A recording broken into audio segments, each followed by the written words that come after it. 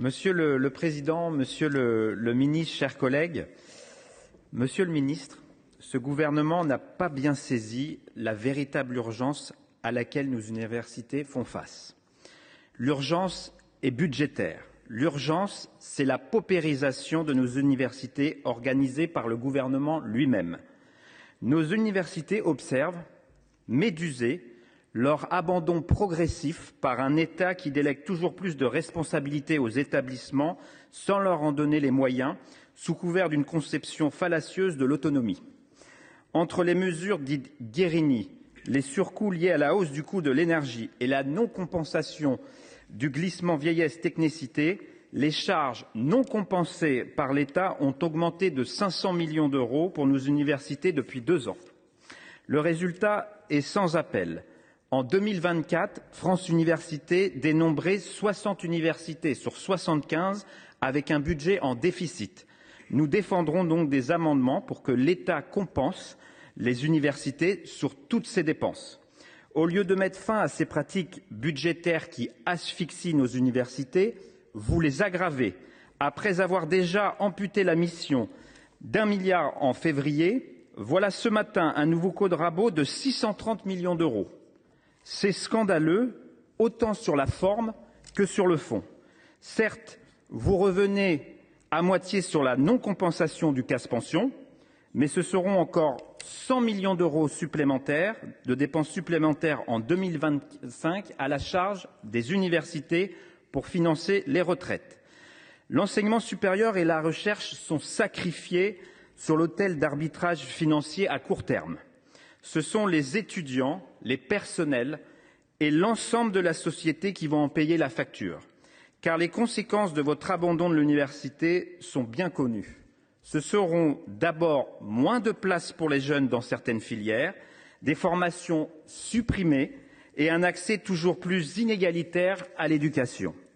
Tout cela alors même que le budget des bourses dans le programme 150 est amputé de 77 millions d'euros, sans compter le nouveau coup de rabot de 8 millions d'euros sur la vie étudiante que vous voulez faire passer par amendement aujourd'hui.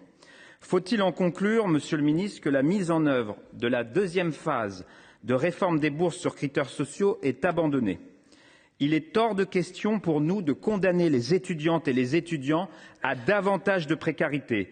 C'est pourquoi nous défendrons un amendement qui rétablit ces crédits. Ensuite, ce sont les recrutements des laboratoires et des UFR qui vont en être affectés. Non-remplacement des départs à la retraite, encore plus grand recours aux heures supplémentaires et aux vacations, dégradation des conditions de travail et donc dégradation des conditions d'accueil des étudiants. Depuis 2017, la dépense par étudiant a baissé de 15%. En 10 ans, le taux d'encadrement par étudiant n'a cessé de diminuer et le nombre d'enseignants contractuels ou vacataires a explosé. Nos universités reposent de plus en plus sur le travail et le dévouement des 168 000 vacataires qui assurent à eux seuls un quart des heures de cours dans le supérieur. Il n'est plus possible de les payer au lance-pierre. C'est pourquoi nous avons déposé un amendement repris de manière transpartisane sur tous les bancs de cette Assemblée pour doubler leur rémunération. J'espère qu'il sera adopté avec votre soutien, Monsieur le Ministre.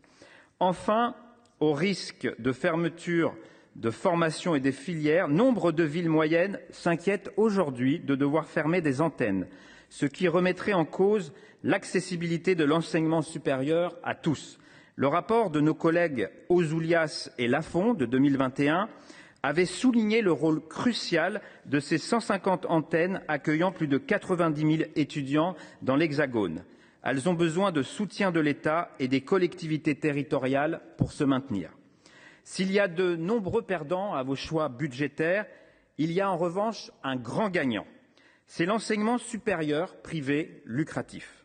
Il va continuer de capitaliser sur la forte dégradation de l'image de l'université publique et l'anxiété des familles que suscitent vos coupes budgétaires. Attachés au progrès, à la solidarité et au service public, les socialistes se tiennent aux côtés des universitaires.